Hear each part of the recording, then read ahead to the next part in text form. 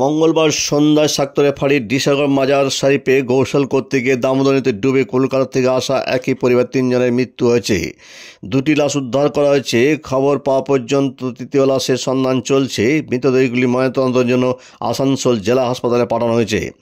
মঙ্গলবার কলকাতার ডক্টর মোহাম্মদ ফিরোজ 45, তার স্ত্রী নাসিমা বেগম, ছেলে মোহাম্মদ আশিস 24, 19B হোসেন শাহ রোড, থানা ইকবালপুর, কলকাতা 23J, মোহাম্মদ তাসিফ 20 এবং তার ছোট্ট ছেলে, মোট 5 জন ডিসাগরের দামোদর নদীর তীরে মাজার শরীফে পীর বাবাকে দেখতে এসেছিল।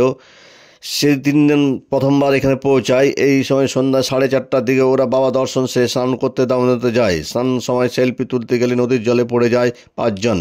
নদীতে ডুবে মারা যায় 3 জন। চিৎকারে স্থানীয়রা ছুটে আসেন এবং নদীর থেকে নাসিমা বেগম ও তার ছোট ছেলে উদ্ধার করে, কিন্তু বাকি 3 জন নদীতে ডুবে গেলেও বাঁচানো যায়নি।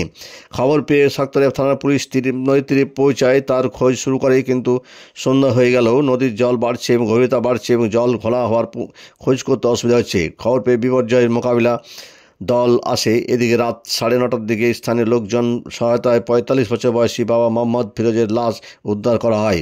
পরের দিন বুধবার সকালে একই স্থানে থেকে বড় ছেলে মোহাম্মদ আসিফের লাশ উদ্ধার করা হয়। 20 বছর বয়সী মোহাম্মদ আসিফের খোঁজ বিপর্যয় মোকাবিলা পুলিশের দল নদীপথে চিনাকুড়ি পৌঁছে সন্ধ্যে খাওয়ার পর্যন্ত যা খোঁজ চলছিল।